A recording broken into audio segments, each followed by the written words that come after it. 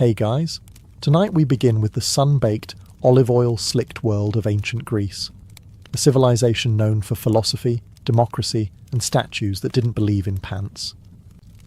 But beneath the legends of Plato, Sparta, and golden temples lies a much harder truth. Because while ancient Greece gave us the roots of Western civilization, it also gave its average citizen a daily struggle you'd barely survive today. So before you get comfortable, take a moment to like the video and subscribe, but only if you genuinely enjoy what I do here. And let me know in the comments where you're tuning in from and what time it is for you. It's always fascinating to see who's joining us from around the world. Now, dim the lights, maybe turn on a fan for that soft background hum, and let's ease into tonight's journey together. Welcome to ancient Greece, where your day begins not with an alarm clock, but with the sun turning your house into a slow-cooking oven. Your home is a modest one, made of sun-dried mud bricks or rough stone, with small windows and no glass. Just wooden shutters to keep out the goats and maybe some breeze if the gods are feeling generous. There's no insulation, no ceiling fan, and certainly no such thing as personal space, unless you count the corner where the family goat doesn't sleep. You rise early, not because you're disciplined, but because it's already too hot to stay horizontal. In the summer, the stone walls absorb heat like a sponge, and by sunrise, your little house is radiating it back into your bones. In winter, those same walls turn into a freezer, and you're basically wrapped in a sheet hoping not to become a statue of frostbite. You probably slept on a thin mat or a straw-stuffed mattress. No pillows, just a rolled-up cloak, or maybe your arm. If you're lucky, the lice left you alone last night. But probably not. There's no running water. So your morning routine involves either walking to the public fountain or, if you're rural, hauling water from a nearby well. You carry it in clay jars balanced on your shoulders, while silently praying you don't trip and shatter a week's worth of back pain on the ground. To get clean, you don't bathe in the morning. That's saved for the end of the day, if at all. You might splash your face, rub some olive oil on your skin, then scrape it off with a strigil, a curved metal blade. Think of it as a spa day, but without the spa, the day, or any real effect, and don't even think about privacy. Your family lives in the same room. You sleep together, eat together, and argue over who tracked mud in from the street, because the street is also your hallway, your newsfeed, and your trash dump. You haven't even eaten yet, and already your back hurts, you're sweating, and your tunic is sticking in places no tunic should. And this is the best part of your day. So you've survived the sweatbox of a Greek bedroom. Time to fuel up, right? Welcome to breakfast in ancient Greece. A meal so minimal it makes modern intermittent fasting look like gluttony. Your first bite of the day? Barley bread. Stale, dense, and about as exciting as the dirt it was baked near. It's called maza, made from ground barley mixed with water, shaped into flat cakes, and left to bake either on hot stones or in the ashes of last night's fire. Think ancient granola bar, but without sweetness, texture, or joy. You might dunk it in watered-down wine, because, surprise, the water isn't always safe to drink. There's no filtration system, no boiling, no Brita pitcher in your clay pantry. So instead, everyone, from kids to elders, gets a cup of oinos mixed with water. Not for the buzz, but for survival. If you're wealthy, maybe you get a fig or two, some olives, or a smudge of goat cheese. But let's be honest, you're not wealthy. You're lucky if your bread isn't crawling with yesterday's flies and doesn't crack a tooth when you bite it. No coffee, no eggs, no fruit bowl, no honey, unless you live near a decent beekeeper and know how to bribe them. And don't expect to sit and relax. Meals are fast. No chairs, no forks, and certainly no mindful eating. You chew, you nod, and you get back to work. Oh, and if you're a woman, you don't even eat with the men. In many households, women and children eat separately, often after the males are done. So not only is the food bad, you also get to wait your turn to be disappointed. The irony: ancient Greeks are the same people who gave us symposiums, banquets, and poetic odes to wine. But breakfast? That's not worth a line of verse. It's utilitarian, dry, often literally burnt. and yet you chew through it like a champion, because it's the only thing standing between you and a full day of sun, labour, and arguing philosophers. Bon appétit. Just try not to crack a molar. Now that you've choked down your stale barley brick and a splash of wine water, it's time to freshen up, or more accurately, fail to. Because in ancient Greece, hygiene wasn't so much about cleanliness as it was about ritual and oil. And soap? That's a fantasy reserved for future centuries. Your morning bath usually involves pouring cold water over your body at the public fountain or courtyard basin, unless you're lucky enough to live near a bathhouse, which most people don't. There's no shampoo, no minty body wash, and no sponge unless you stole one from a sponge diver in the Aegean. Instead, you turn to olive oil. Yes, oil. You rub it into your skin, not to moisturize, but to collect the dirt and sweat. Then, you scrape it off using a strigil, a curved bronze blade that leaves you less greasy, but still a little questionable. Imagine slathering yourself in salad dressing and then shaving it off. That's your skincare routine. And if you think that sounds glamorous, just remember, everyone else is doing it too, often in communal settings, naked, loudly. Hygiene is social in ancient Greece. Privacy is not. Now let's talk teeth. There are no toothbrushes, no toothpaste. Maybe you rub your gums with crushed charcoal or rinse with vinegar if you're fancy. But mostly, you chew on a twig and hope for the best. Dental hygiene is more about divine mercy than routine care. Body odour? Ubiquitous. Deodorant doesn't exist, but perfumes do, for those who can afford them. So you might dab a little myrrh or rose oil on your neck, right before walking 5 miles in sandals through the Athenian heat. The result? A uniquely Greek blend of musk, dust, and desperation. Laundry? Rare. Clothes are washed by beating them against stones in the river. If you're poor, your tunic probably hasn't seen water since last festival season. In short, hygiene in ancient Greece isn't about looking or smelling good. It's about appearing moderately less revolting than yesterday. The oil and scrape method helps, but only so much when you're sweating in a tunic under a sun that's trying to kill you. So yes, ancient Greece gave us democracy, philosophy, and architecture. But a decent shower, still waiting. Now that you've oil scraped your way into a new day, it's time to get dressed. And spoiler alert, your ancient Greek wardrobe is minimal at best and comically impractical at worst. You've got 2 options, a chiton or a hymation, both basically oversized linen rectangles that you wrap and pin with a brooch or tie with a belt. It's not tailored, it's not fitted, and it absolutely wasn't designed with windy days in mind. One wrong breeze, and suddenly your whole philosophical outlook is on display. Forget underwear, it's not a thing. And bras don't exist. So unless you're a Spartan woman trained to sprint and wrestle, you're just hoping your pins hold and no one notices your wardrobe shifting like a loose curtain. Now, let's talk footwear. If you're lucky, you own a pair of leather sandals. If not, you're barefoot. And that means a full day of walking on sun-baked stone, goat-trodden dirt, and whatever the local market has squished into the roads. Imagine strolling across a skillet in July while dodging donkey dung. That's your daily commute. Of course, there's no sun protection, no hats unless you're a farmer or sailor, and no sunscreen because you live in 450 BCE, and science hasn't been invented yet. The Aegean sun? It doesn't care how philosophical you are. It will roast you. By noon your shoulders are burned, your feet are filthy, and your linen robe has stuck to you in 4 places that defy geometry. And don't forget, public nudity isn't shocking in Greek society. You might pass men at the gymnasium training in the buff, or even politicians delivering speeches in togas that barely hold together. Now, if you're wealthy, your tunic might be dyed, maybe a soft purple or saffron yellow, but most people wear off-white or brown, because dyes are expensive, and no one wants to waste good colour on the guy who fixes fishnets for a living. So you walk through your day dressed like a toga burrito, sunburned, sweating, and hoping your pin doesn't pop loose in front of the priestess. And the worst part? You're only halfway through your chores. Welcome to ancient Greece, where military service isn't a job.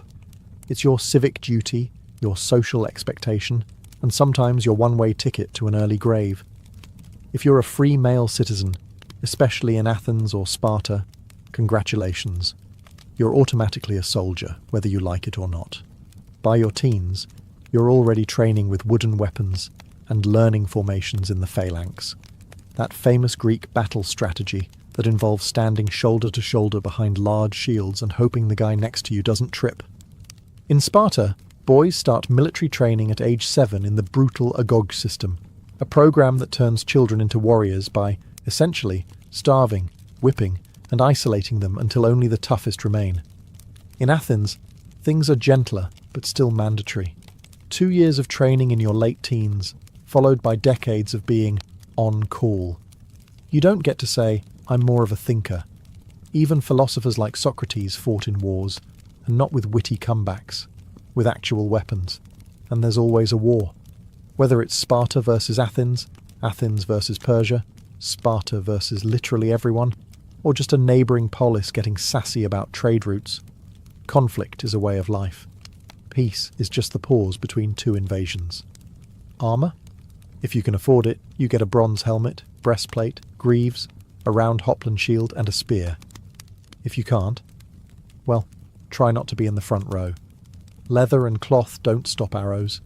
The worst part? You supply your own gear. That's right, being a soldier is a BYOB situation. Bring your own bronze. Poorer citizens either beg, borrow, or fight lightly armed, which is Greek for more likely to die first. And when you're not fighting, you're preparing, training, cleaning weapons, arguing in the assembly about strategy, or rowing warships for hours as part of the navy. Because yes, those triremes don't paddle themselves. There's no veterans' healthcare, no pensions, no therapy, just scars, limps, and the occasional poorly carved gravestone praising your virtue and courage. If you think life as a man in ancient Greece sounds rough, just wait until you hear about being a woman.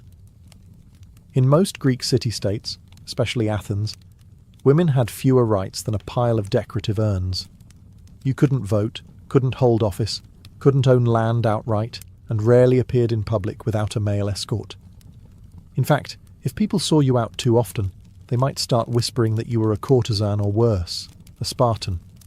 Let's start with your daily routine. You wake up before sunrise to start the chores. You spin wool, weave cloth, grind grain, fetch water, bake bread, manage the slaves, if your household has any, and raise the children. You're the household CEO, but one without pay, respect, or days off. Your social life? Limited. You don't attend plays.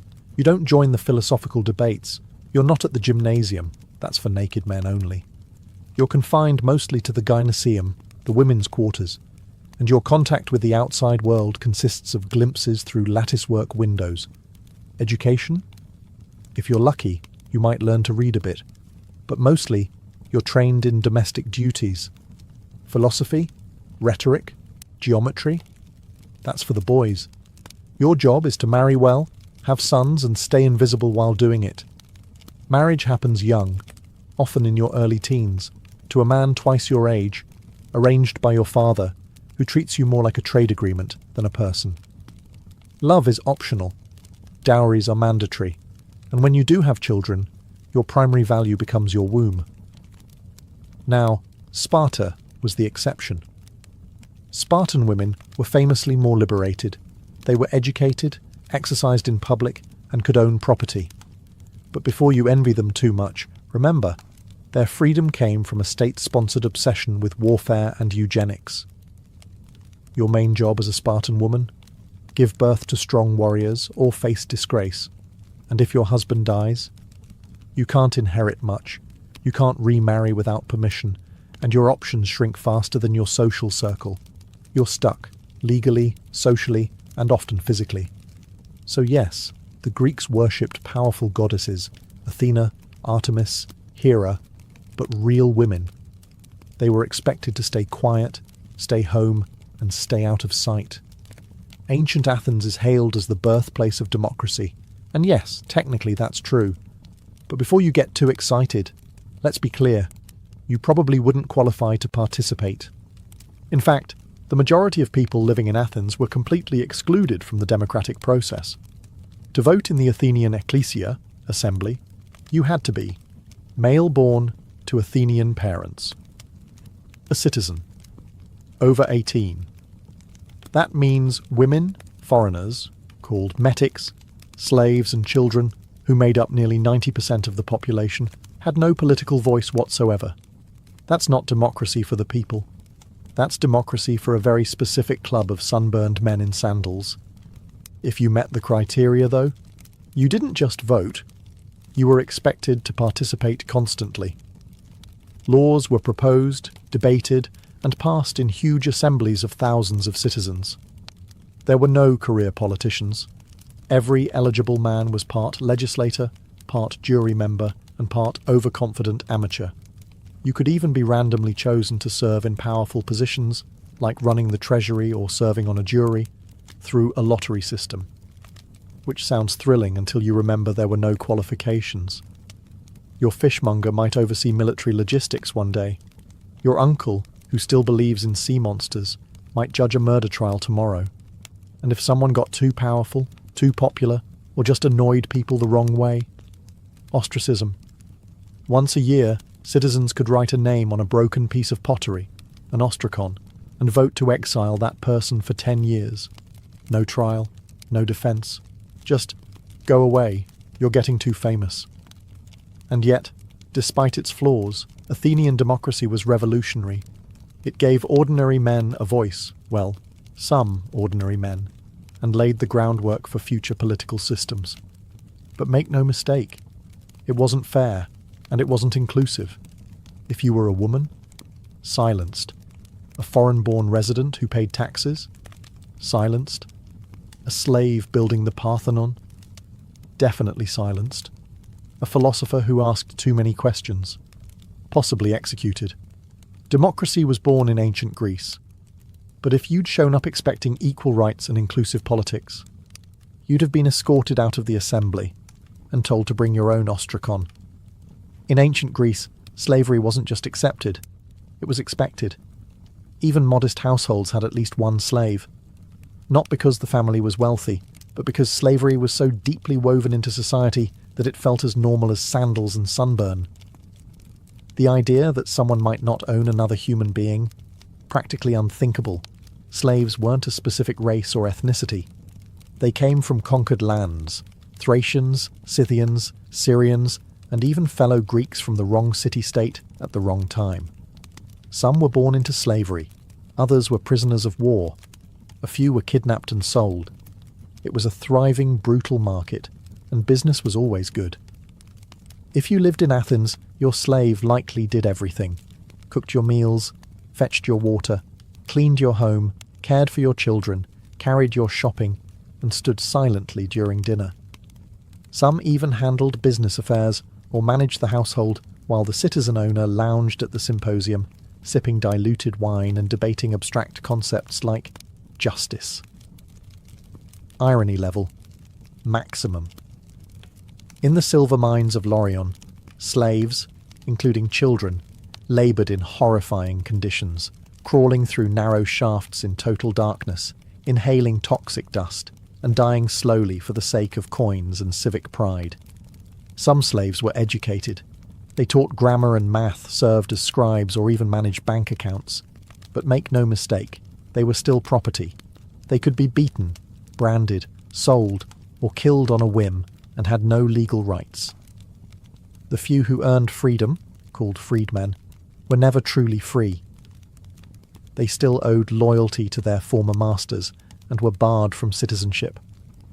No voting, no land ownership, just the hope of a slightly better tomorrow.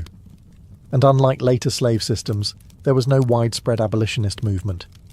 Philosophers like Aristotle, yes, that Aristotle, justified slavery as natural and necessary. According to him, some people were slaves by nature. Enlightening, isn't it? Ancient Greece gave us ethics, democracy, and philosophy. But all of it was built on the backs of people who were never allowed to speak. never allowed to vote, and never allowed to matter. And that's not a footnote. It's the foundation. Feeling unwell in ancient Greece? That's unfortunate. Because unless you live next door to Hippocrates himself, your healthcare plan includes some vague herbs, divine intervention, and a lot of wishful thinking. Let's start with the basics. There are no hospitals as we know them. If you're sick or injured, you stay home.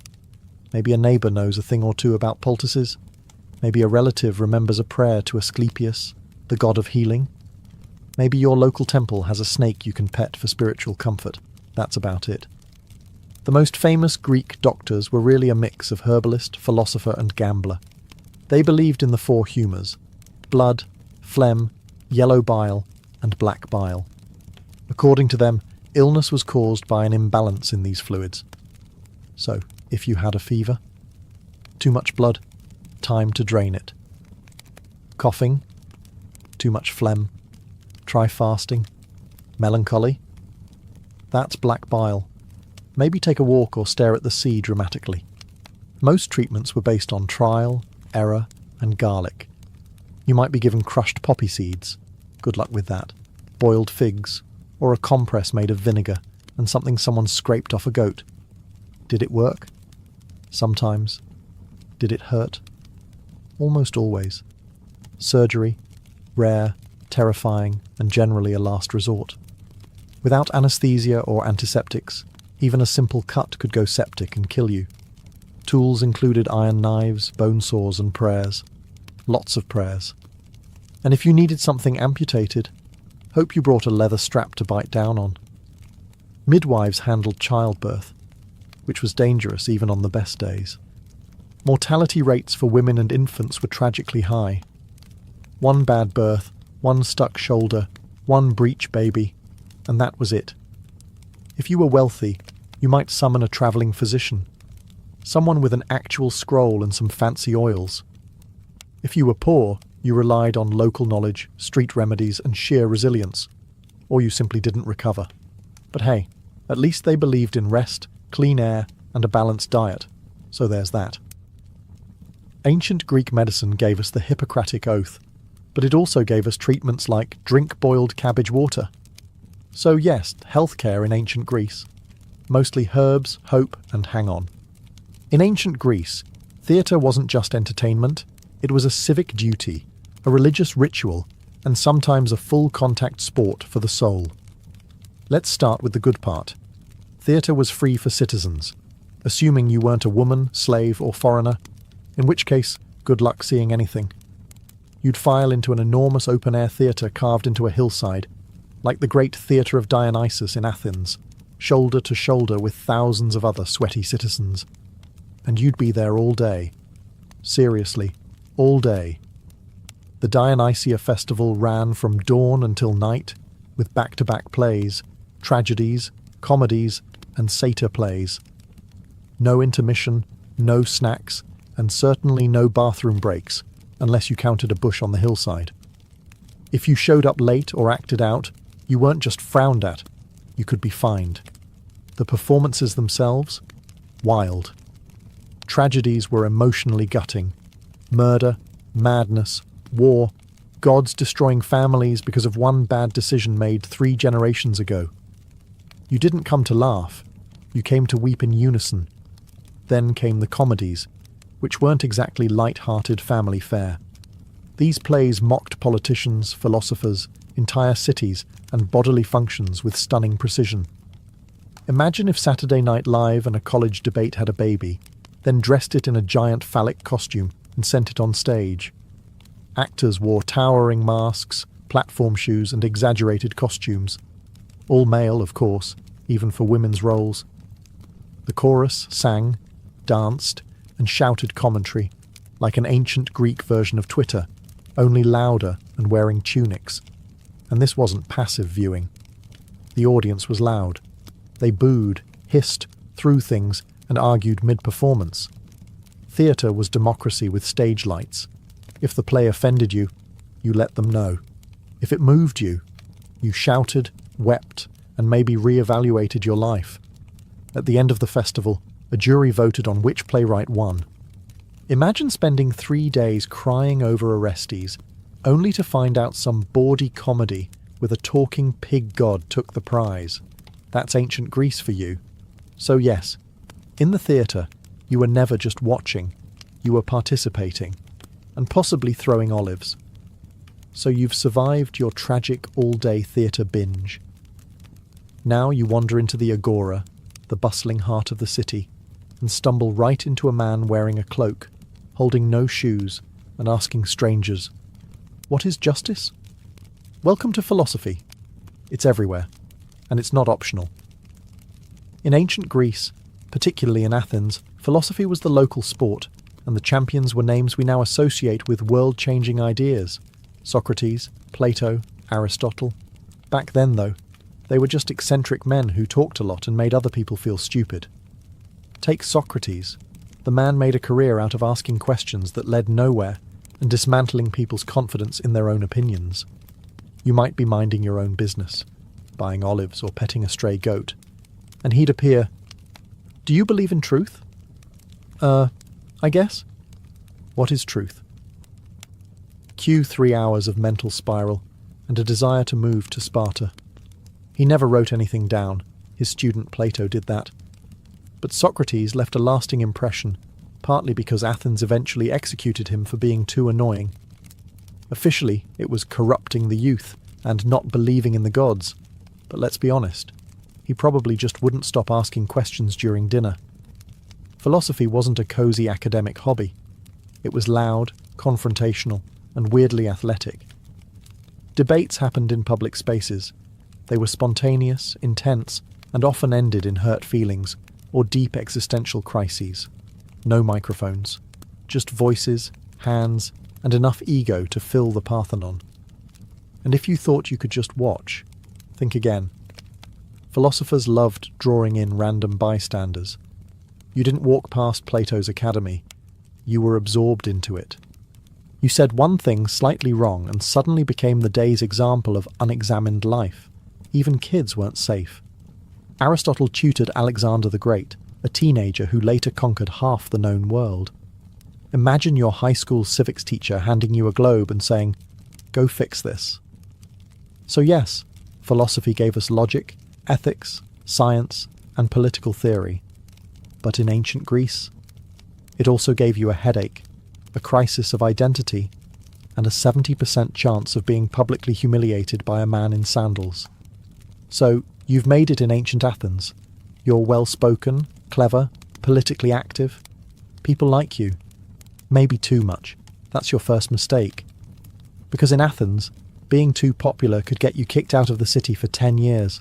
Not arrested, not fined, just gone. This wasn't a conspiracy or a backroom deal. It was built into the system. It was called ostracism, and it was perfectly legal, perfectly public, and perfectly terrifying. Once a year, the citizens of Athens would gather to decide whether to hold an ostracism vote. If enough people agreed, everyone wrote the name of a person they wanted exiled on a broken piece of pottery called an ostracon. If someone got 6,000 or more votes, they were banished. No trial, no explanation. Just pack your sandals and leave. You didn't have to be a criminal. In fact, most ostracized people had done nothing wrong, except get too influential. Maybe you were a war hero, a persuasive speaker, or just had great hair. Whatever it was, your fellow citizens decided you were becoming a threat to democracy. And democracy voted to yeet you into temporary oblivion. And here's the twist. It wasn't permanent. Ostracism lasted 10 years, after which you could come back like nothing happened. Your property was untouched. Your citizenship remained. No grudges. Just a decade-long vacation you didn't ask for. Some famous Athenians were ostracized. Aristides the Just was so well liked that someone allegedly voted against him just because they were sick of hearing how virtuous he was. Brutal. Even Themistocles, the military genius who saved Athens at the Battle of Salamis, got the boot once he got too cocky. Turns out, gratitude has an expiration date. Ostracism was meant to protect Athens from tyrants, but it often punished success. So if you were ambitious, you had to walk a fine line. Be respected, but not too respected. Popular, but not charismatic enough to worry people. Think of it like a reality show where the prize for winning too many fans is being exiled to the countryside with your dignity and olive oil stash. Athens gave birth to democracy, but it also invented cancel culture 2,500 years ahead of schedule. In ancient Greece, you didn't ask if you were going to die young. You just wondered how soon and how painfully. Life expectancy hovered around 30 to 35 years, and that was if you made it past infancy, which was no small feat. Roughly 1 in 3 children didn't survive childhood, thanks to disease, poor nutrition, and the fact that hygiene was, as we've discussed, more theoretical than actual. You could die from anything: a scratch that turned septic, a fever no one could explain, childbirth, a leading cause of death for women, or something as simple as drinking the wrong cup of water. Medicine was limited, and divine intervention wasn't known for consistency. If you lived in a city, disease spread fast. Cramped quarters, open-air sewers, and communal fountains made epidemics a regular part of life.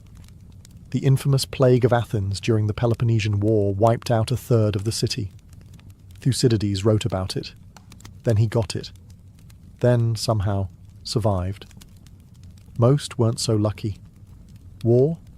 Constant. If you were a man, odds were you'd die holding a spear or rowing a trireme. Even if you weren't killed in battle, injuries often turned fatal days later. No antibiotics. No stitches. Just hope and garlic compresses. And there was always the possibility of death by divine tantrum. Displease a god, forget a sacrifice, mock a temple statue, or speak ill of Zeus after 3 cups of wine, and you could find yourself on the wrong end of a lightning bolt, plague, or spontaneous goat stampede. Burial rites were important. If your family couldn't afford a proper funeral, with coins for the ferryman and rituals to secure your spot in the afterlife, you might be dumped outside the city walls, unmarked and forgotten. Not only was that tragic, it was spiritually dangerous. The Greeks believed unburied souls wandered eternally, caught between worlds. Death wasn't poetic, it was daily, and it didn't care about your philosophy, your beauty, or your lineage. You could be a slave, a general, or a poet, and still die from a mouldy fig or an angry mosquito. The Greeks had 12 Olympians, and not a single one of them liked you.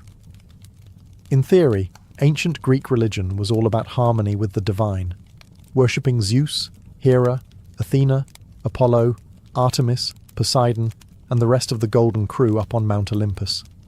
In practice, it was constant spiritual damage control. These gods weren't peaceful, all-loving deities. They were divine drama queens with superpowers. Forget a sacrifice. They'd ruin your crops. Say the wrong prayer. Your ship sinks. Step into the wrong grove. Snakebite, plague, famine. Take your pick. The gods didn't just demand your loyalty. They demanded perfect timing, flawless rituals, and unblinking obedience. You didn't have weekly temple visits. You had daily rituals, home altars, seasonal festivals, and civic ceremonies. Before planting crops, pray to Demeter, going to war, offer to Ares, travelling by sea. You'd better pour out some wine to Poseidon, and maybe throw in a goat just to be safe. Each god had favourites and grudges. Apollo might protect your city, unless your grandfather offended him once, in which case you're cursed until further notice. Hera was the goddess of marriage, but she also specialised in making mortal women's lives miserable if Zeus so much as looked at them. Athena rewarded wisdom, and also turned people into spiders. Casual. And if the Olympians weren't enough to keep you nervous, there were nymphs, satyrs, spirits, river gods, and monsters lurking around every corner. Step on the wrong patch of sacred land, and suddenly your left leg belongs to a vengeful woodland sprite. But worst of all, you never knew why something bad happened. Was it the wrong offering? The wrong timing? Did you insult a god in a dream?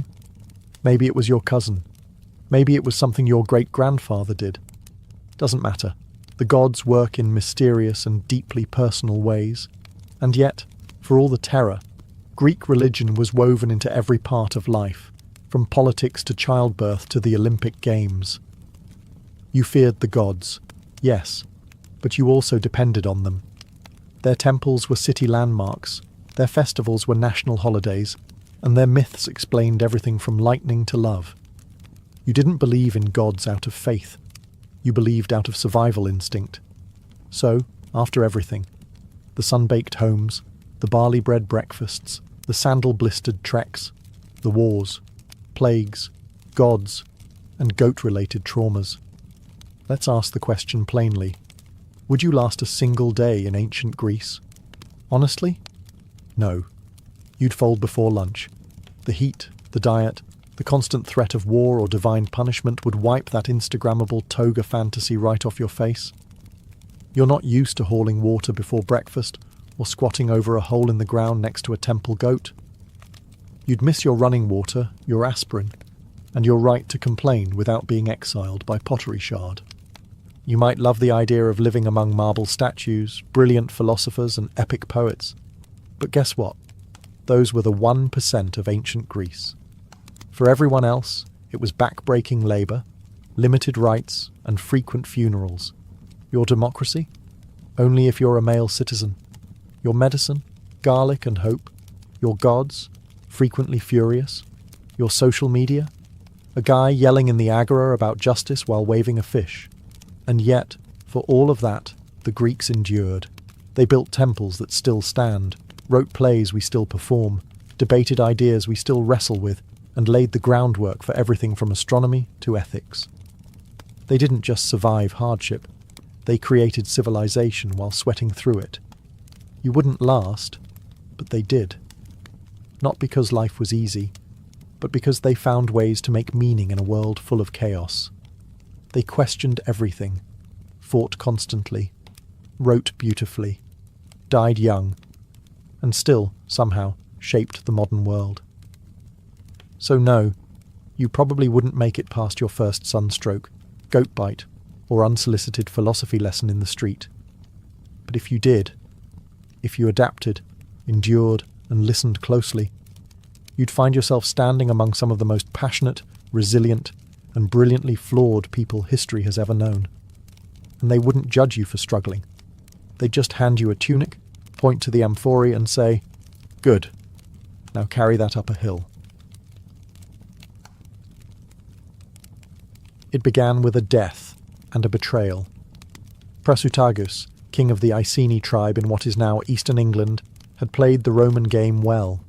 He had walked a tightrope for years, ruling as a client king under the shadow of Rome. He had wealth, autonomy, and peace, so long as he stayed useful to the empire. But when he died around 60 AD, he left behind a will that was meant to protect his people.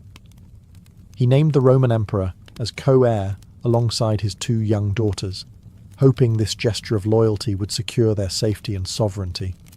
He was wrong. Rome did not honour the will. Rome didn't negotiate. Rome took. Without hesitation, the Roman authorities annexed the Iceni kingdom outright. Their soldiers stormed in and claimed everything: lands, livestock, homes, and treasures. But the theft of wealth wasn't the worst offence.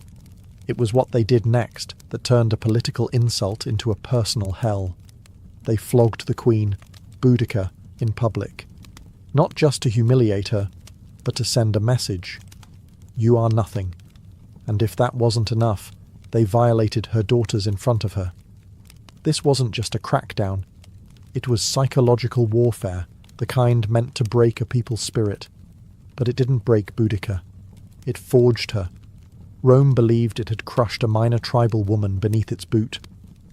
What it had done was awaken a lioness, a queen who would take her pain and reshape it into vengeance, a mother whose rage would soon set cities ablaze, a woman who would remind Rome that even empires bleed. Word of the atrocity spread quickly through Britannia. Other tribes listened. They remembered their own humiliations, their own land losses, their own sons killed in Roman campaigns. Rome thought the tribes divided, scattered. But in that moment, they had one thing in common. Boudicca's fury. What began with Rome violating one queen would soon end with the empire reeling in fear. They had broken a treaty, broken a family, and in doing so, broken the illusion of Roman invincibility in Britannia. This wasn't just a mistake, it was the spark that would ignite one of the most ferocious revolts Rome ever faced. If Rome expected Boudicca to fade into silence, they misunderstood everything about her. Boudicca wasn't born to obey, she was born to lead. Described by Roman historians, who rarely complimented their enemies, as tall, fierce, with flaming red hair cascading down to her waist and a voice that sliced through crowds like a war horn. She wasn't just a queen by blood, she was a symbol. And now, she was a threat. But before she became that threat, she became something deeper. A mother, with nothing left to lose. Roman brutality had tried to erase her dignity, her children's future, and her people's pride. But Boudicca refused to be a victim. She understood what Rome feared most wasn't an army, it was unity. And so she began to forge it, one tribe at a time. First, the Trinovantes. They had once been powerful before Rome crushed them under taxes, land seizures, and slave labour. When Boudicca spoke, she didn't speak like a diplomat. She spoke like a warrior mother, scarred but unbroken. She reminded them of their ancestors, of their gods, and of the earth they no longer owned. Her pain was their pain, her rage theirs too. Then the other tribes began to listen. The Corieltauvi, the Cornovi, even some of the Brigantes. Her cause was no longer about vengeance. It became a holy mission, to cleanse Britannia of Roman arrogance. She didn't promise safety, she promised glory, and death with honour, if it came to that, and they followed her. Because she did not stand behind her warriors, she rode among them, spear in hand, hair loose to the wind, eyes locked on the future. She called out the names of the raped, the enslaved, the executed. She summoned gods like Andraste, the Celtic war goddess, as her witness. And her warriors believed her when she said the gods would fight with them. She had no formal military training, no Roman strategy scrolls, but she had something deadlier. Righteous fury, sharpened by betrayal, guided by purpose. And the land itself seemed to shift under her command. This wasn't rebellion, it was resurrection. The Queen Rome thought it had broken was now the spearhead of a movement that would soon make the empire tremble. And she was just getting started. The Roman eagle had long soared over Britannia, but now the winds beneath its wings were changing. Boudicca's fury wasn't a wildfire, it was a storm building with terrifying purpose. And storms need fuel. That fuel came from the thousands of Britons who had waited years, generations even, for someone to defy the empire. Someone to speak not in Latin, but in blood and iron. She gave them that voice. It started with war councils held under sacred groves and moonlit hills. Boudicca didn't sit on a throne. She stood in the dirt with her people. She listened to the anger of tribal elders, to the sorrow of mothers, and to the chants of druids who saw omens in the sky. They all spoke of one truth. Rome had pushed too far. Now it was time to push back. Warriors from the Trinovantes brought spears, slings, and ancient battle chants. The Iceni added cavalry, swift riders with wild hair and war paint, fierce and fearless. Other tribes joined with axes, blades, and torches. Even women took up arms, inspired by their queen. This wasn't just an army forming, it was a resurrection of Celtic identity.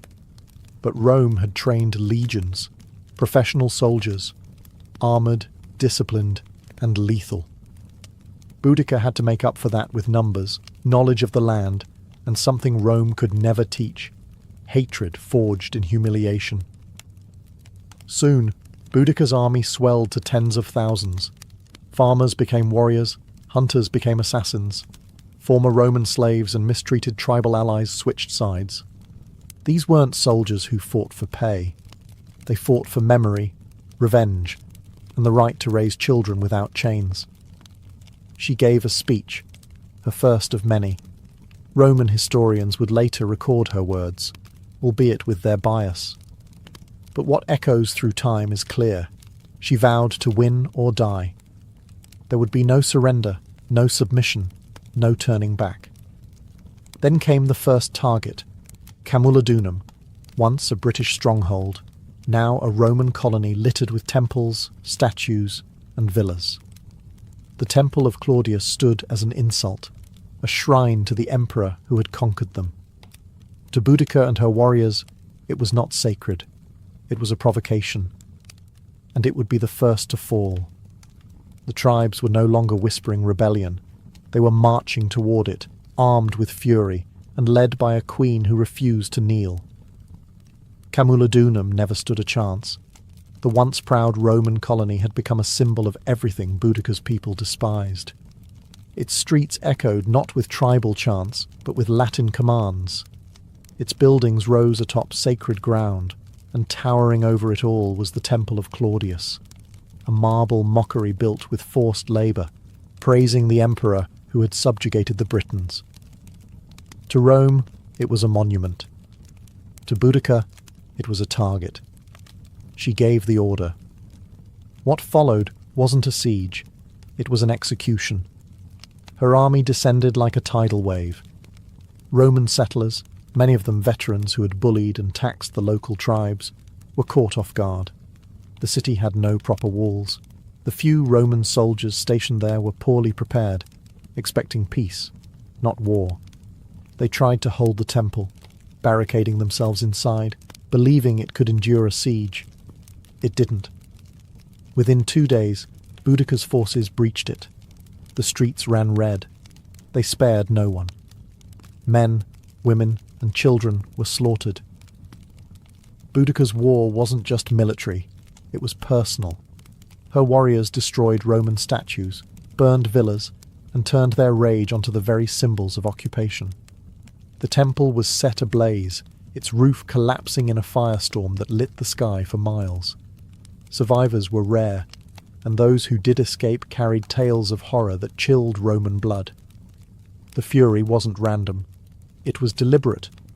These were people who had seen their homes taken, their gods mocked, their daughters sold. Now they were reclaiming what had been stolen, with interest. Roman officials sent pleas for help to Governor Suetonius, who was hundreds of miles away in Wales, suppressing another rebellion. But by the time he heard of Camulodunum's fall, it was already ash and smoke, a colony destroyed, its citizens dead, and the flame of rebellion rising higher. Boudica didn't stay to celebrate. There was no time. She knew Rome would respond, and hard. So she pressed on, knowing that each victory brought her momentum. Her next destination was a city larger, richer, and even more vulnerable. Londinium. If Rome hadn't taken her seriously before, they would now. Camulodunum was the beginning. But it wasn't revenge yet. Not until the empire's beating heart in Britannia felt the fire. Londinium was the jewel of Roman Britannia. Founded just 17 years earlier, it had grown into a thriving hub of trade and administration. Merchants from across the empire filled its markets. Officials conducted imperial business under tiled roofs. Wealth flowed through its streets like water. But as Boudica's army marched ever closer, that wealth turned into panic. Governor Suetonius, having rushed back from Wales with a small force, arrived just ahead of the rebellion. He looked at Londinium, crowded, sprawling, defenceless, and made a brutal decision. He abandoned it. The Roman legions stationed elsewhere were too far to help. Suetonius couldn't risk his limited troops in a city that couldn't be defended. So he withdrew, taking with him those who could flee. He left behind the old, the sick, the stubborn, and those too slow to believe a woman-led army could bring down Rome. They would learn otherwise. Boudica's forces swept into Londinium like a thunderclap. There were no walls to scale, no gates to breach. The city was open and she made it bleed. Her warriors tore through streets with the rage of generations. They didn't loot, they didn't occupy, they eradicated. The killing was systematic. Roman citizens were dragged from their homes. Entire families were butchered. Some were impaled, others burned alive in temples. No quarter was given, and no Roman symbol was spared. Villas were torched. Warehouses exploded into flame. The rising smoke could be seen from miles away, curling black against the British sky. This wasn't just a slaughter, it was a statement. The message, Rome is not invincible. Contemporary Roman sources, like Tacitus and Cassius Dio, estimated that tens of thousands died. Some accounts say the brutality exceeded even what occurred at Camulodunum. To Roman minds, this was not just a rebellion, it was apocalypse. And through it all rode Boudica. She did not hide behind commanders. She led. On chariot, flanked by her daughters, she watched as the empire's pride crumbled beneath her. This wasn't senseless violence. To her, it was justice for what Rome had done. To her family, her people, her land. And she wasn't finished. Because ahead of her stood another Roman centre, Verulamium. And beyond that, Rome's full retaliation. Rome had faced rebellions before. It had fought wars across continents. But never had it seen anything quite like Boudica. She wasn't a general trained in tactics. She didn't speak Latin. She didn't wear polished armour. Yet she had burned 2 Roman cities to the ground and butchered thousands, citizens and soldiers alike. And now, as Verulamium, a prosperous Romanized town northwest of Londinium, went up in flames, the empire began to panic. Word of her rampage had reached the Roman Senate. Emperor Nero himself reportedly considered withdrawing entirely from Britannia. Imagine that. An empire that spanned from the deserts of Africa to the mountains of Germania considering retreat because of one woman with a chariot and a cause. That's how much she terrified them. In truth, Boudica's power wasn't just in her army. It was in what she represented. Rome saw itself as unshakable, its cities as eternal, its rule as destiny.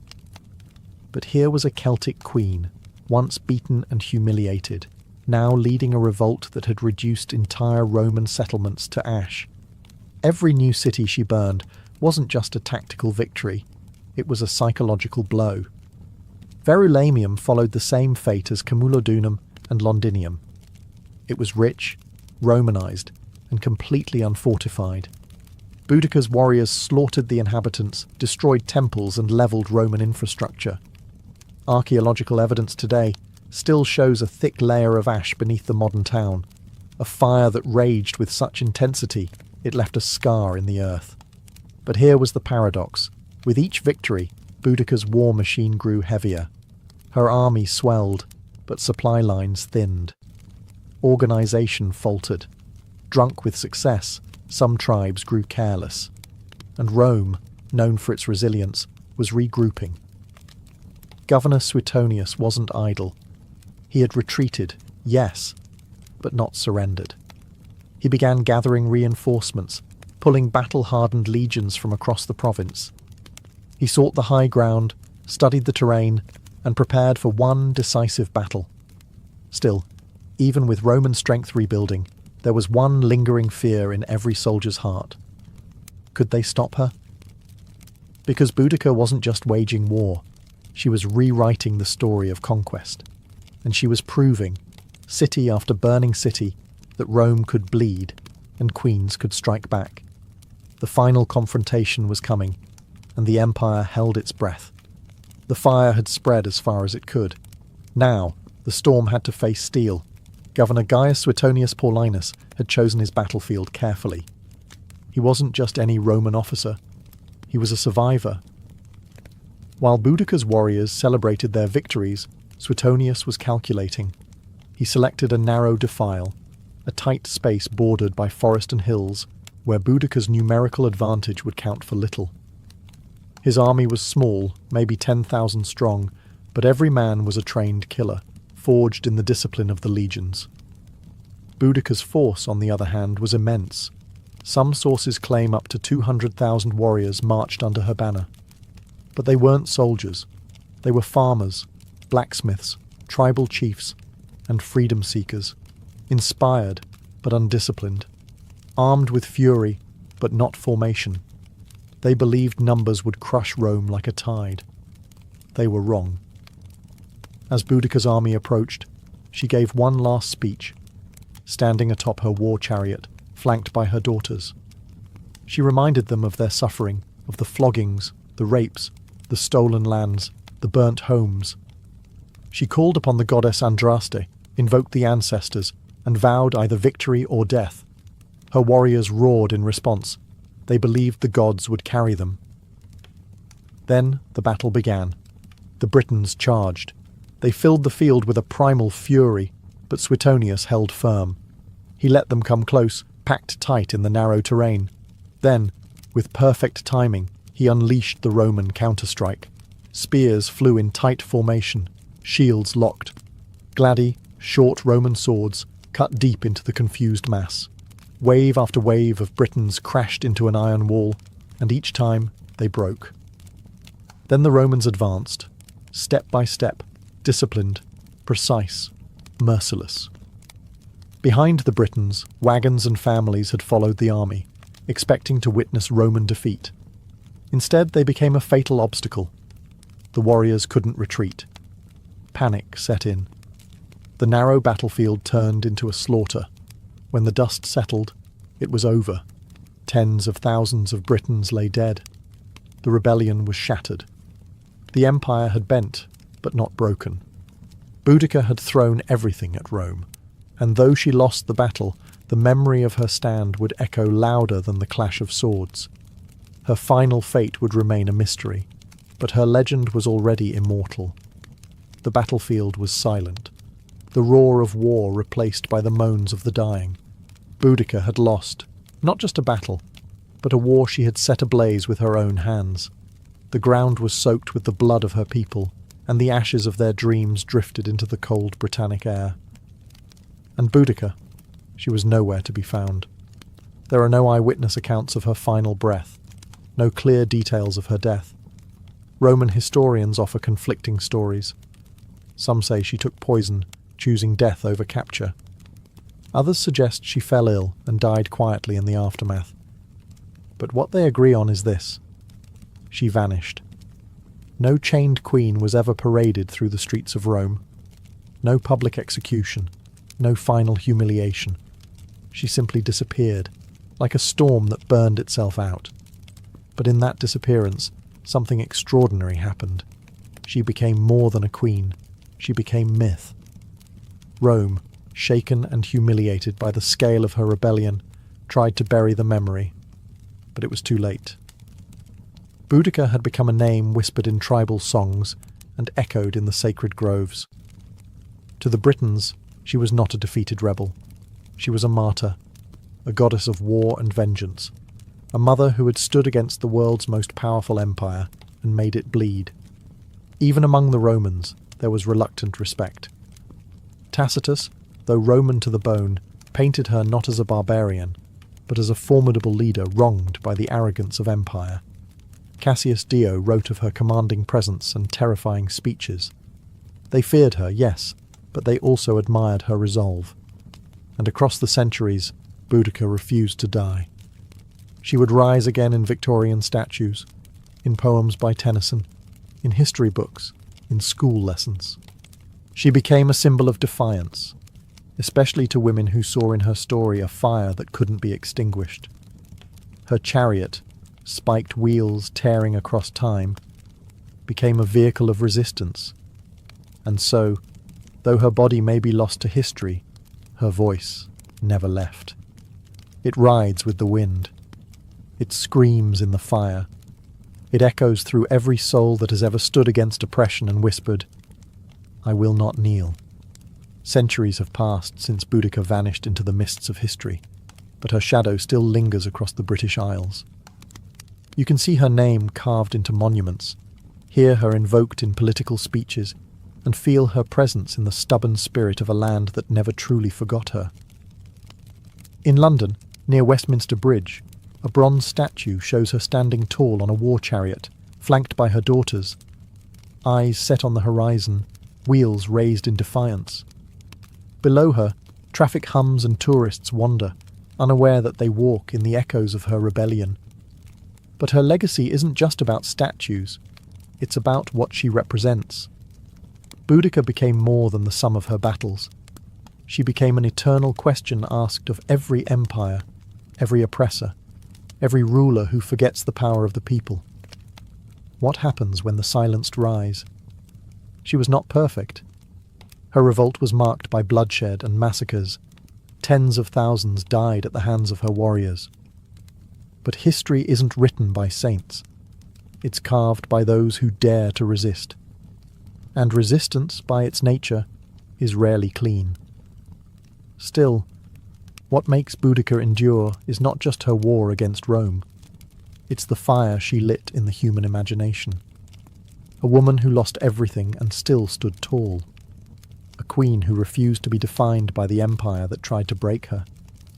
A mother who turned her grief into a sword. Modern historians continue to debate her exact role, her decisions, her motives. But ask any Briton who Boudica was, and they won't recite footnotes. They'll tell you she was the queen who made Rome bleed, the woman who united tribes that had once warred with each other, the warrior who taught the world that dignity can rise even from devastation. And in that, she becomes more than historical figure. She becomes symbol of rebellion, of courage, of the unbreakable will to be free. Because even when Rome rebuilt its cities and redrew its maps, it could not erase her. Her flame still burns, in every fight against tyranny, in every voice that dares to say no, and in every soul that would rather die on their feet than live on their knees. Boudica is gone, but her legend rides forever. To the ancients, illness was never random. It wasn't just about bacteria, viruses, or rogue cells. Those explanations would come thousands of years later. In the ancient world, sickness was a symptom, not of physical failure alone, but of a deeper disturbance. A disruption in balance, a fracture in the harmony between body, mind, soul, and nature. In Mesopotamia, disease was often seen as divine punishment. If someone fell ill, it was believed they had offended a god, broken a taboo, or attracted a curse. Diagnosis began not with symptoms, but with questions. What have you done? Who have you angered? Priests and healers worked together, interpreting omens, casting spells, and prescribing rituals alongside herbal treatments. In ancient China, balance took on a more systematic meaning, through yin and yang and the 5 elements. Health was the state of equilibrium between opposing forces. Too much heat or cold, dryness or moisture would throw the body off. Practitioners of traditional Chinese medicine didn't just treat a cough. They asked when it started, what time of day it worsened, what emotions accompanied it. Healing was holistic. Herbs, acupuncture, and dietary changes were all tools to rebalance the inner cosmos. In Greece, the physician Hippocrates rejected the idea of gods punishing people with disease, yet he too saw health as harmony. His theory of the 4 humours, blood, phlegm, yellow bile, and black bile, dominated Western medicine for centuries. Each humour was linked to a temperament and an element. An excess or deficiency of one would cause both physical symptoms and personality shifts. A melancholic person, for instance, was said to have too much black bile. Across cultures, one thread remained the same. Health meant wholeness. Not just the absence of pain, but the presence of balance. Whether it was the Ayurvedic concept of doshas in India, or the belief in spiritual possession in African healing traditions, ancient people understood that the human being was not isolated. We were part of nature, and nature, when disturbed, pushed back. So, when ancient healers laid hands on the sick, they weren't just looking for physical signs, they were listening for imbalance. And they believed that to heal someone, you had to treat the invisible forces just as carefully as the visible wounds. In the land of pyramids and pharaohs, medicine was both science and sorcery. Ancient Egyptian healers, called SWNW, were not merely physicians. They were sacred intermediaries between the body and the divine. Their medical practices were surprisingly advanced and yet deeply entwined with ritual and magic. To the Egyptians, the body could bleed, bruise, and break, but its ailments were never purely physical. The spirit, the gods, and even the afterlife played a role in every sickness. Much of what we know comes from medical texts like the Ebers Papyrus, dated around 1550 BCE. This ancient scroll contains hundreds of remedies for everything from toothaches to tumours.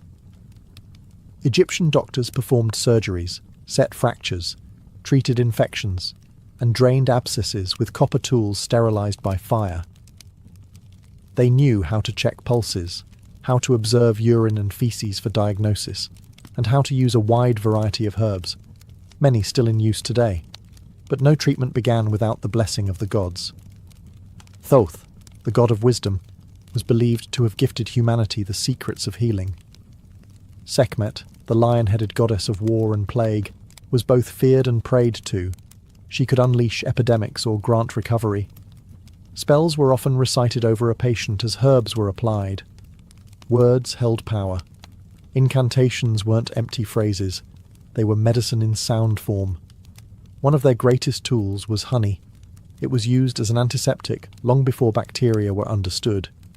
Wounds were bandaged with it, sometimes combined with resin or lint. Garlic and onions were prescribed for heart health.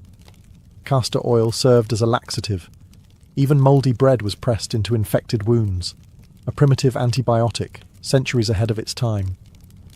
Egyptian doctors treated not only commoners, but also royalty. Their skills were respected across borders. Neighbouring civilizations would seek out Egyptian physicians for difficult cases. They were, in a way, early specialists. Some focused on the stomach, others on the eyes, or even on spiritual afflictions.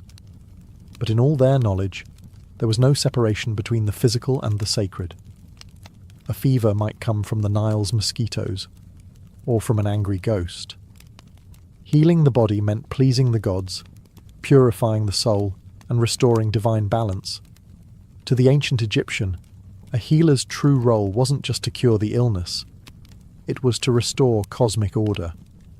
Long before modern medicine emerged, India was already writing its own story of healing, one that viewed the human body not as a machine, but as a reflection of the cosmos. This ancient system is known as Ayurveda, a Sanskrit word meaning the science of life. Rooted in the Vedic tradition, Ayurveda is more than just a medical practice. It's a philosophy, a way of living in harmony with nature, seasons, and spirit. Central to Ayurveda is the concept of three doshas, Vata, Pitta, and Kapha. Each represents a unique combination of the five elements: earth, water, fire, air, and ether. Vata governs movement, Pitta controls transformation, like digestion, and Kapha manages structure and stability. Everyone is born with a unique balance of these doshas. Illness, according to Ayurveda, arises when this balance is disturbed, by poor diet, stress, environment, or lifestyle. Ayurvedic texts like the Karaka Samhita and Sushruta Samhita date back over 2,000 years. These detailed manuals offer not just herbal remedies, but guidance on surgery, obstetrics, psychology, and even ethics for physicians. Charaka focused on internal medicine, promoting prevention as the first line of defense. Sushruta, meanwhile, is remembered as a pioneer of surgery, describing over 300 surgical procedures and more than 120 surgical instruments, many carved from wood or metal. One of his most astonishing techniques was rhinoplasty, reconstructing a nose using a flap of skin from the patient's cheek or forehead. This wasn't cosmetic. It was often used to restore faces mutilated as punishment.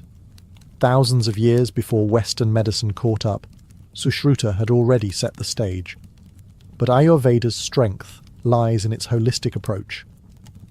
Healing the body is inseparable from healing the mind and soul. Treatments include herbal medicine, yoga, breathing exercises, pranayama, oil massages, abhyanga, and meditative fasting. Plants like turmeric, ashwagandha, neem, and tulsi weren't just food. They were medicine, purifiers, and protectors of life force. An Ayurvedic healer might treat a fever not just with herbs, but by adjusting your sleep schedule, examining your emotional health, and cleansing your digestive fire, or Agni.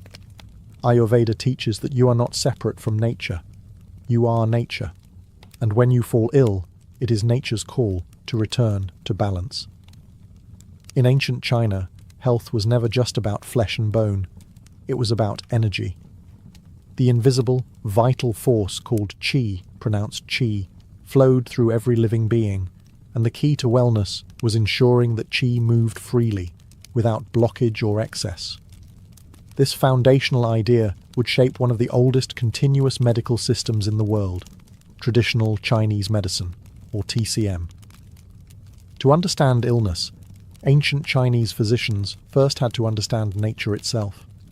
They observed the rhythms of the seasons, the phases of the moon, the behavior of animals, and the turning of the cosmos.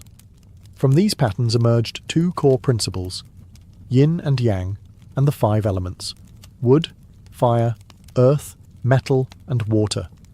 Yin and yang represented balance in all things.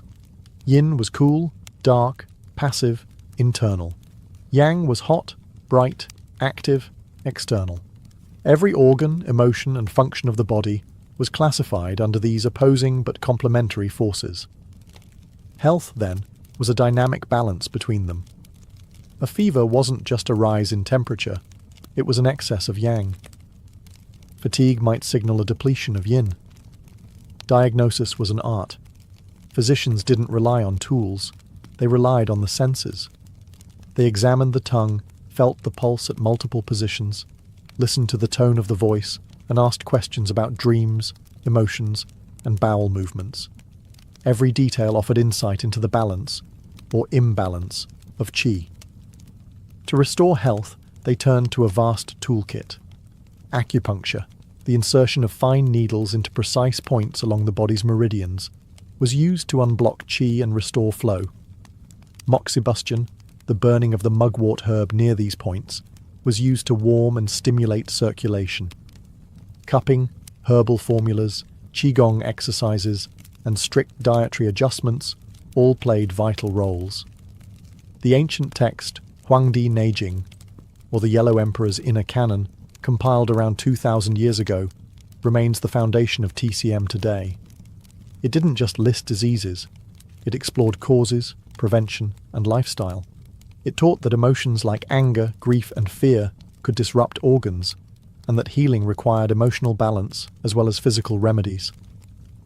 Chinese medicine never separated the person from the world around them. To treat the body, one must treat the climate, the soul, and the unseen energy within. In every heartbeat, the ancients believed, qi was speaking, and the healer's task was to listen. In the temples of ancient Greece and the forums of Rome, medicine began to step away from the divine and into the realm of reason. But even here, the body was still seen as a delicate ecosystem, ruled by balance and temperament. And at the centre of this worldview stood a theory that would shape Western medicine for over 1,000 years: the four humours. Developed by the Greek physician Hippocrates, and later expanded by Roman doctors like Galen, the theory proposed that the human body was governed by four fluids: blood, phlegm, yellow bile, and black bile. Each humour corresponded to an element: air, water, fire, and earth, and to a specific temperament. A healthy person had these fluids in balance. Illness? It was simply the result of too much or too little of one. If someone was feverish and aggressive, they might have excess yellow bile, a choleric imbalance. A sluggish, pale patient could be suffering from an overload of phlegm, linked to cold and moisture. Treatment, therefore, focused on restoring equilibrium through bloodletting, purging, special diets, and baths. But the Greeks didn't stop at fluids. They also believed in the healing power of observation and environment. The Hippocratic Oath, still echoed in modern medicine, urged physicians to do no harm, to observe their patients carefully, and to treat the whole person, not just the disease. Hippocrates advised his students to consider the seasons, winds, water quality, and even the patient's mood. Healing sanctuaries known as Asclepiae, named after the god Asclepius, dotted the Greek landscape. These were more than hospitals.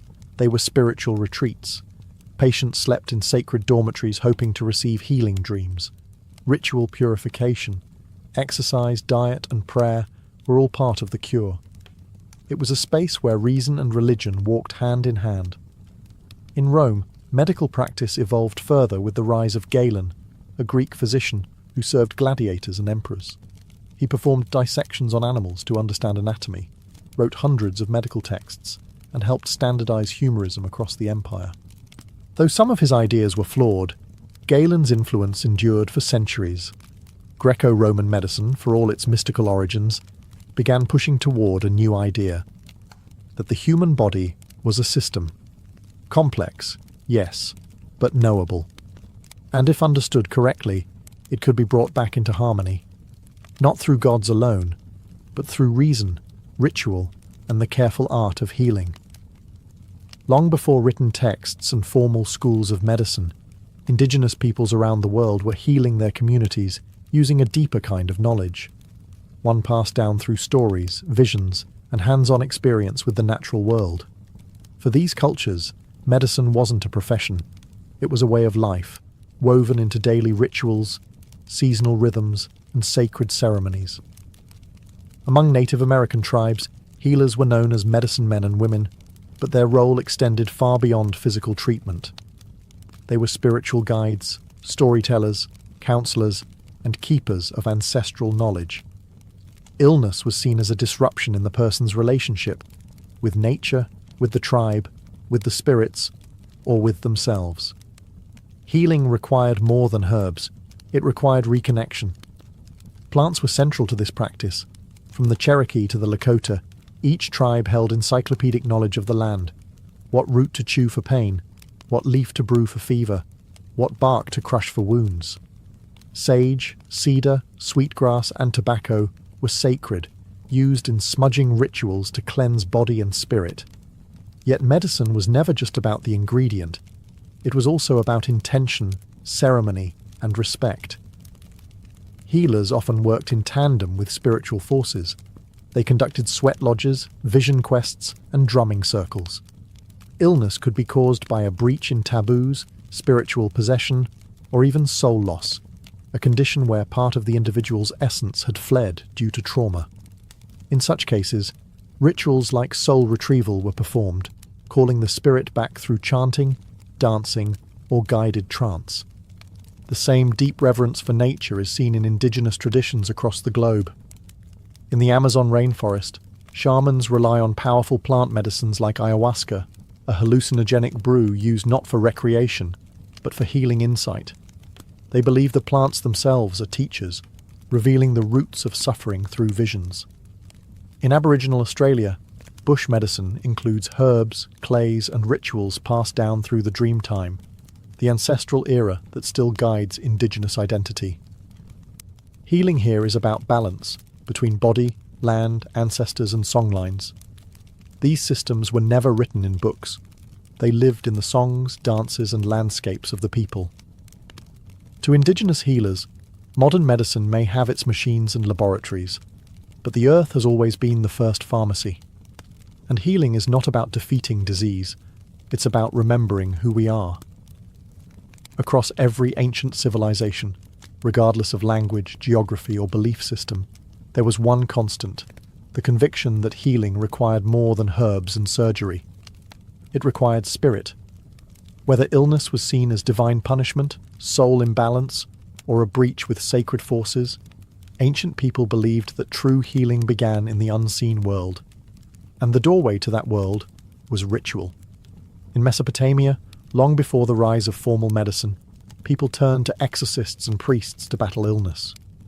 Diseases were believed to be caused by malevolent spirits or offended gods. Clay tablets reveal detailed healing rites, where chants were whispered as poultices were applied. Special figurines were buried beneath houses to ward off sickness. Rituals weren't separate from treatment. They were the treatment. In ancient Egypt, no physician worked without invoking the gods. Before applying honey to a wound or bandaging a limb, the healer often recited prayers to Thoth, god of wisdom, or Sekhmet, goddess of healing and wrath. Illness wasn't just a physical attack, it was a cosmic imbalance. Healing meant realigning the patient with Ma'at, the principle of truth, order, and harmony. In many African traditions, healers called Ngangas or Sangomas used drumming, dancing, and divination to diagnose and cure. They spoke with ancestors, summoned spirits, and often entered trance-like states to travel the spiritual realm on behalf of their patients. Herbs were important, but the unseen world was always consulted first. Even in classical Greece, ritual played a role. In the Asclepiaea, sacred healing temples, patients underwent rituals of purification, fasting, and prayer. At night, they slept in enkoimateria, dreaming beneath statues of Asclepius, the god of healing. These dreams were interpreted by temple priests to guide treatment. Ritual wasn't superstition.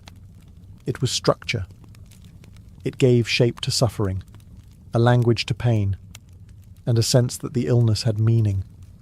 Through symbolic acts, people could transform fear into hope, isolation into connection, and chaos into control. And more than that, it reminded them that they were not alone. Even today, science studies the placebo effect, the power of belief, the healing impact of intention. The ancients didn't need the data. They already understood. Sometimes, a word spoken in reverence can heal deeper than any blade, because not all wounds are visible, and not all medicine is made of matter. When we think of ancient surgery, we often imagine crude tools, trembling hands, and unbearable pain. But the truth is far more impressive and more human. Across the ancient world, surgery was practiced with surprising precision. These early healers didn't have anesthesia, X-rays, or antiseptics.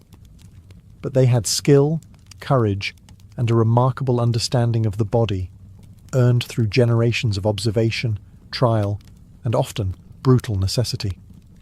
In India, the Sushruta Samhita, written over 2,000 years ago, detailed more than 300 surgical procedures. Its author, Sushruta, is considered the father of surgery. He described techniques for removing tumours, setting bones, repairing hernias, and even reconstructing noses, a form of plastic surgery. His tools were sharp, varied, and carefully categorized: forceps, scalpels, probes, and needles, many made of iron or stone. Sushruta emphasized hygiene, surgical preparation, and the importance of understanding anatomy through dissection. Though this was often limited to animals, his surgical wisdom spread far beyond India, influencing both Islamic and Western practices centuries later. In ancient Egypt, surgical knowledge blended with ritual. Papyrus texts reveal procedures for stitching wounds, treating dislocated limbs, and draining abscesses. Tools like bronze knives, bone saws, and cauterizing rods have been found in tombs. They even practiced trepanation, cutting a hole in the skull to relieve pressure or treat head injuries. Amazingly, many skulls show signs of healing, meaning the patients survived. Trepanation wasn't limited to Egypt. In pre-Columbian Peru, archaeologists have discovered hundreds of trepanned skulls, often from warriors wounded in battle. Some surgeries were shockingly successful. In certain regions, over 80% of patients survived, based on bone regeneration. These early surgeons may have used coca leaves or fermented maize beer to dull pain, along with herbal antiseptics. In the Greco-Roman world, Galen advanced surgical techniques by studying injured gladiators and dissecting animals. His insights into the nervous system and vascular pathways laid foundations for later anatomy. Roman military surgeons treated wounds on the battlefield with efficiency, using cautery, clamps, and ligatures. While surgery was always dangerous, it was also respected. It was the domain of those brave enough to cut into life itself, hoping to draw health from pain.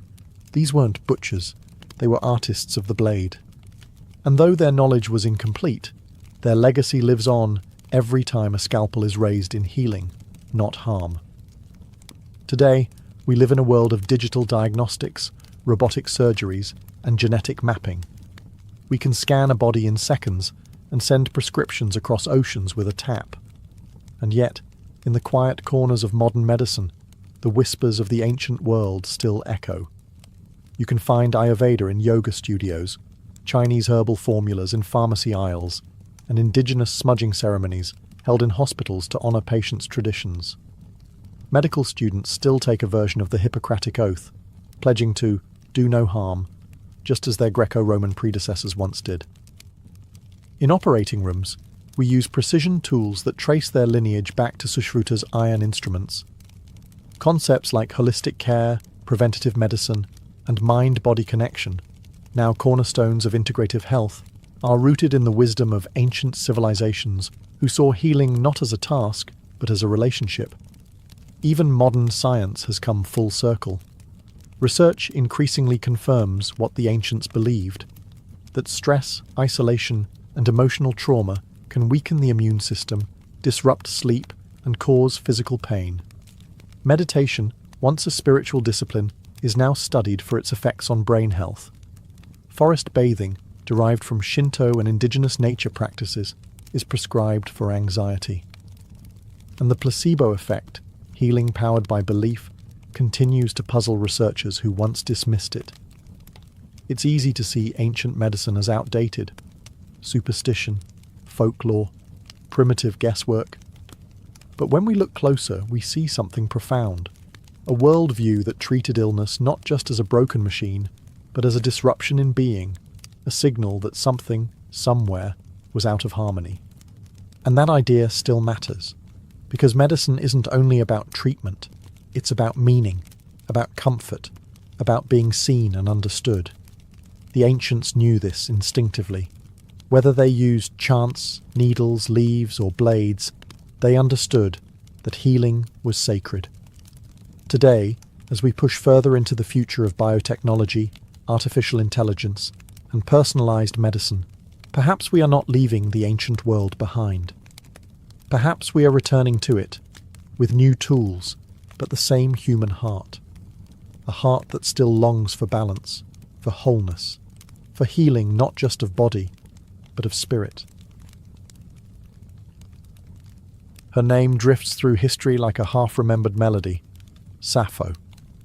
A poetess from the island of Lesbos, born sometime around 630 BCE, whose voice once stirred the hearts of listeners under starlit skies, and whose words, even in fragments, still echo with longing. Unlike the grand warriors and kings of ancient Greece, Sappho's fame came not from conquest, but from emotion. Her domain was not the battlefield, but the human soul. She wrote of love and jealousy, beauty and despair, joy and yearning. She captured the fleeting moments, a glance, a blush, a tremble, and held them in verse like pressed flowers, fragile yet eternal. Very little is known of her life. No portraits, no diaries. What we have are traces, a few lines preserved by ancient scholars, quotes embedded in other works, and the ruins of papyrus scrolls lost to time. And yet these fragments shine. The Greek philosopher Plato called her the 10th muse. Centuries later, poets, translators, and dreamers would seek her, piecing her life together like an unfinished song. Sappho was likely born into a noble family on Lesbos, an island in the northeastern Aegean Sea. This was a place of music and learning, where poetry was woven into the fabric of social life. She may have had siblings, a daughter, and even political enemies, though the records are vague. She lived through exile and unrest, moments of silence and moments of song. Her world was one where most women's voices were confined to the home or stifled altogether. But Sappho defied silence. She stood apart, not with rebellion, but with beauty. She wrote in the Aeolic dialect, in short, vivid lyrics designed to be sung to the lyre. Her style was intimate, rich with imagery. Evening star, you bring back all that the shining day has scattered. Words like these outlived empires. And then, as quietly as she appeared in the records, she faded. Much of her work is lost, burned, buried, or dismissed. But what remains proves one thing. She didn't need monuments. Her poems were her monument. And today, when we speak of passion in verse, of love without shame, of longing that defies centuries, we are still whispering the name Sappho. To understand Sappho, you must first understand Lesbos, the island that cradled her voice. Lesbos was no backwater. In the ancient Greek world, it was a flourishing hub of art, music, and philosophy. With its fertile valleys, olive groves, and coastal winds scented with salt and flowers. Lesbos was both a physical paradise and a cultural gem. It wasn't Athens. It didn't need to be. It had its own rhythm, slower, more sensual, and steeped in lyric tradition. Here, music wasn't decoration, it was devotion. The lyre and aulos echoed through homes and temples. Poetry was sung, not read. And in this world of sound and nature, Sappho's voice was born. She lived in the city of Mytilene, the island's bustling heart. Politics thrived here, and so did art. The island boasted poets and philosophers, rival factions and shifting alliances. Sappho herself was once exiled, perhaps to Sicily, amid political unrest. But it was always Lesbos that drew her home. It was her muse. Lesbos was also a space of female community, rare in the ancient world. Aristocratic girls were educated in music, poetry, and ritual. Some scholars believe Sappho led a kind of theasos, a circle or school where young women learned the art of lyric poetry, dance, and devotion to the goddess Aphrodite. This was not formal education as we know it, but a sacred, creative sisterhood. Here, bonds formed that were emotional, intellectual, and possibly romantic. Sappho wrote directly to these women, not as abstract muses, but as real presences in her life. She addressed them by name, mourned their departures, celebrated their beauty, and confessed her love with searing honesty. In one fragment she writes, "I have not had one word from her. I beg you, bring her back to me." These lines don't come from myth or theatre. They come from a lived world, a circle of women singing by lamplight, weaving emotion into song.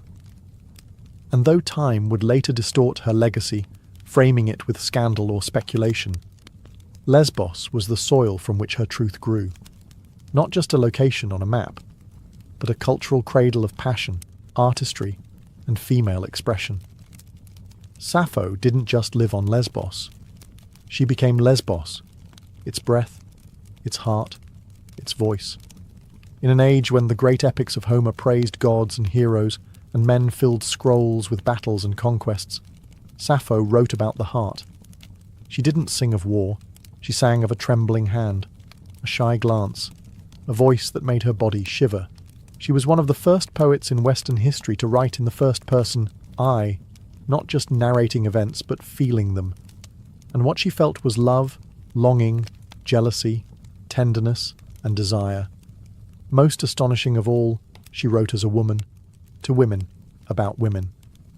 In ancient Greece, a woman's voice was often confined to the home, or silenced entirely. Public life, literature, politics, philosophy, these belonged to men. But Sappho stepped outside those walls, not with rebellion, but with rhythm. Her poetry did not demand space, it created its own. A private universe where emotion was not weakness, but power. And within that space, she did something radical. She named the women she loved. She didn't reduce them to symbols. She didn't speak in metaphor alone. She remembered their laughter, their perfume, the way they braided their hair. In one fragment, she describes the sensation of seeing a beloved.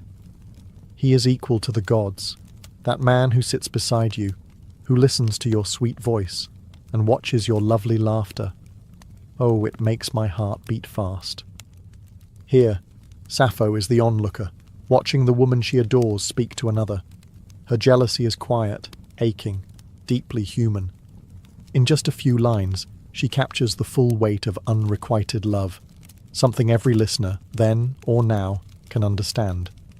Her words carried the erotic, but never the vulgar. She wrote of sensuality with the care of a painter, the curve of a neck, the softness of sleep, the way moonlight touched skin. She didn't separate beauty from intimacy. They were one. Because of this, later centuries often misunderstood or censored her. Some tried to erase her queerness. Others mythologized her heartbreak into tragedy.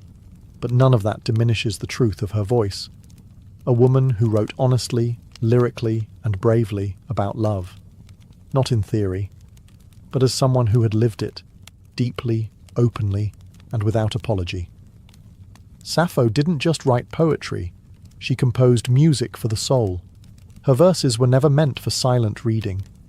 In ancient Greece, poetry was alive. It was sound, breath, vibration. Sappho's form was the lyric, short and intensely personal, meant to be performed with a lyre, a small stringed instrument cradled in the lap, plucked gently while the voice carried the words like a breeze over the sea. This was the heart of lyric poetry, and it's where the word lyrical comes from. The poetry wasn't epic. It didn't tell long tales of war and gods. It was intimate, emotional, and immediate. The lyric was a whisper, a confession,